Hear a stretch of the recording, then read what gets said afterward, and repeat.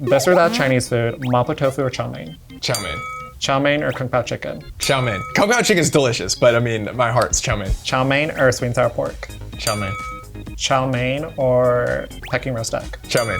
I was never a big Peking roast duck guy. Chow mein or Chinese hot pot? Chow mein. Now, I need to give context to why I keep saying chow mein, right? You don't like anything as a kid. You love chow mein because it's just noodles. So like, there actually might be something on the list that could dethrone it. Okay. We'll see if we get there. Chow mein or spring rolls? Chow mein. Chow mein or fried rice? Chow mein.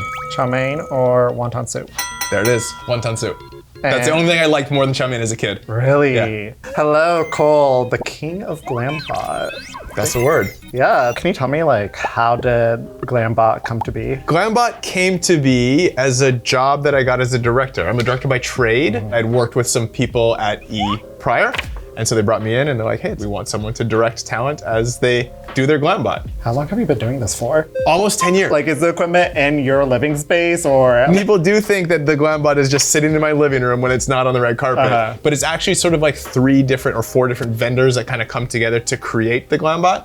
So there's like the robot arm itself, which is called a bolt. There's like a motion control arm. It's actually like a repurposed car manufacturing robotic arm. Like when you see the cars running the thing and the arms are like picking up the doors and the hoods and stuff. This is why I don't own it myself. It's very, very expensive. It's giant. So we can't shoot this on iPhone, essentially. Well, you can. You kind of can, yeah. Now, the tricky part is like keeping the camera steady because a lot of it is like movement in slow motion. Your phone can shoot 240 frames. So if you can move it slowly towards someone, you can kind of approximate a pretty good Glambot. I just call them home Glambots on the phone kind of thing. Good to know. Yeah. Is there someone that you have not had the opportunity to Glambot that you're waiting for? Yeah, I mean, Beyonce. Oh. I think a lot of like guys typically don't do the Glambot as much as females do. You know, I remember one year like Bradley Cooper walked by, like kind of like gave a what's up, and I was like, come on in, and he just like passed on through. Obviously like Leonardo DiCaprio is not, it was like would be super epic and cool, but like hasn't done one. You hear here first. More guys on the Glambot. Absolutely, absolutely. I was trying to calculate how many Glambots I've shot, and I'll shoot over 100 at each event, and there's 5 events a year, and I've done it for 10 years. So there's probably like 4,000 to 5,000 Glambots I've shot over the past like 9 years. That is an insane amount. Yeah, because you know at the Grammys, like I'll shoot 100, but then we'll post like 15 or 20, so you don't see all of them. There's just like not enough time or resource to post every single one. We're gonna play Guess the Glambot close-up. Cole, I'm gonna show you close-ups of Glambots that you've done in the past. You're gonna guess which celeb it is. This one's easy. This is Bretman Rock from the Oscars this year. Yes, it is Bretman. Oh, there we go. See? Perfect. He's like a great guy to shoot because like he just brings the energy and sort of like the extraness. Oh, I know this because of like even just the side bit of his hair. This is Ki Kwan at, this looks like the Oscars. I think I know who's in that blue dress. Yeah, Yes, yeah, it is. This is yeah. I'm telling you now. I know exactly. This is the Oscars in 24. Yeah, he punched camera and it was amazing. Whoa, the dress is iconic.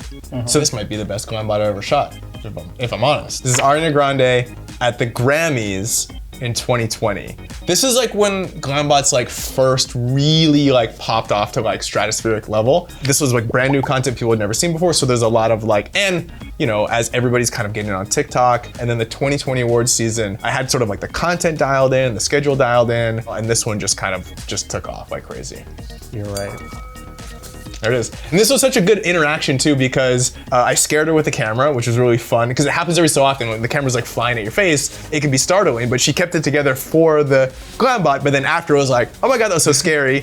And then she actually came over and watched the clip and said hi, and we took a selfie. It was a super How moment. was it being so close to Ariana Grande? It was wild. Well, now I've shot her a few times, and now I feel like we're super friendly, you know what I mean? Whereas this is the first time I met her, but I get nervous that like their publicist is gonna take them away. And so you can tell when I'm sort of a little nervous or like concerned with that, I talk really fast. So if you listen to me talking to her, I'm just firing out words like so fast because I don't want someone to interrupt. This past year, she was going in, she was late. Her team was like, oh, I gotta stop. I have to do a Glambot with Cole. And they're like, you're gonna miss the start of the show if you do this now. And she's like, it's fine, I'm doing it. And this is my personal favorite.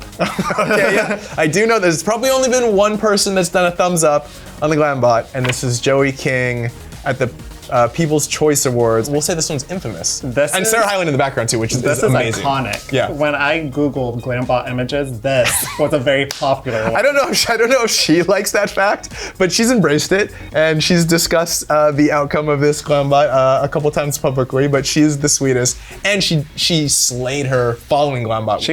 I would consider like the blueprint of Glambots. Yeah. Play the game. Do you have a favorite Glambot? Okay, so I always like to sort of clarify what I'm picking my favorite on. It could be my favorite, like pure Glambot, so the ones that I think are the most gorgeous visually. But when I say Glambot, the experience that I have is different than that, because sometimes it's the interaction's really nice. Yeah, I'll start off with this one being a little of both. So like I mentioned Brad Pitt, like I grew up watching his movies, and so for me to be at the Oscars with him, I would have never have thought it'd be like somewhat of a dream come true to be in that place. And he was super sweet, he was super cool, and he just was like a rad dude. It's like you feel like you could go have a beer after and it would be great, you know what I mean? So my other favorite one is Maitri Ramakrishnan. She came 23 Oscars, and she just had the sweetest things to say. So she like deep dove on like how to do a Glambot on like Reddit. And she found this thread, sort of like a little bit of an AMA, like what is the Glambot, how does it work? And I'm like going through all these things, like talking about the tech stuff. And now it's like blown up into this thing, and like you're this known person. She's gonna be so excited. She watches us, so. Oh really? She's the best, she's my favorite. The Ariana Grande one from 2020 also definitely stands out, just because like I said, you know, like she came over, she introduced herself, we took a picture together, so that was really cool. You mentioned like everyone's like a great time, like everyone's so nice. Have you ever had an experience where you shot something and they told you this cannot be published, or? Yes. Really? Yes. Does it happen often? It does not happen often. The publicist did not like how she looked. They're like, do not post that. And we're like, okay, no problem. You know what I mean? So I think that was the only time. There was one time someone asked us to take one down, like after the fact, but literally in like 10 years, those are the two instances. You are half Chinese, half Swiss German? Yes. Where does the hair come from? No idea. No idea. My mom's Chinese, and she has like a tiny little bit of texture in her hair, like, because normally if you're Chinese, it's just super poker straight hair, right? And then my dad was like, I had kind of curly hair when I was a kid, and that's it. I mean, I'm not complaining. But, it's fantastic hair. Yeah, now it's like, I mean, I'm locked in. I'm not cutting this. This is the look. Oh, I just actually posted a hair routine on social, maybe a couple weeks ago. It's pretty chill. I mean, I wash like once a week. Like I washed this morning, just for you guys, BuzzFeed. Wash my hair for you. I mean, I'll put like a leave-in conditioner in, or like a curl cream in, some gel on the ends, and then I'll diffuse it with like a diffuser.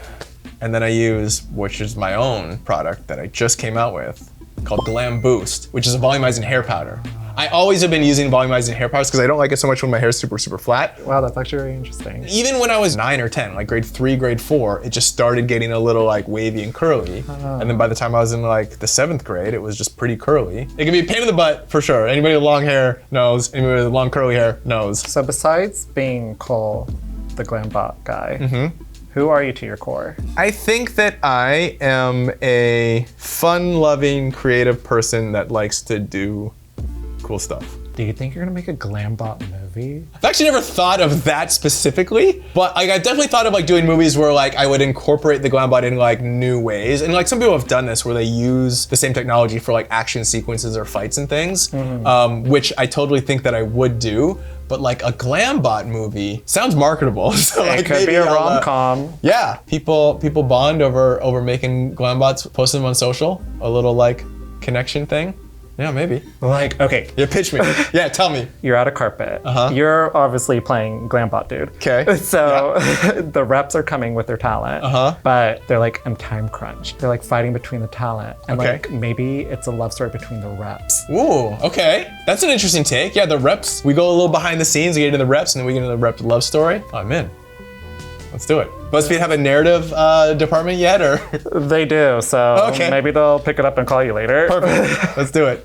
You can find me at my name on Instagram, TikTok, Facebook, YouTube, Threads. That's it. Okay, I have a surprise for you. I love it. I love it. Bring the iPhone out, and I'll be you, and then you'll be talent. So you're gonna direct me? Yes. Let's do it. Hey, am I easygoing talent? Am I difficult talent? What am I doing? We'll find out.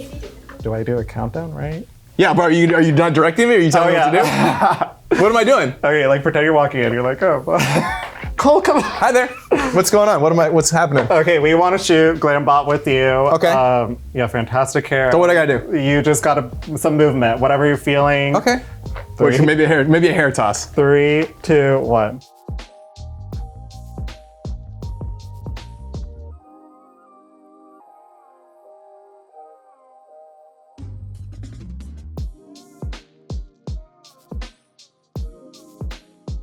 And that's how you do a Glambot. That's how you do a Glambot. A homemade Glambot.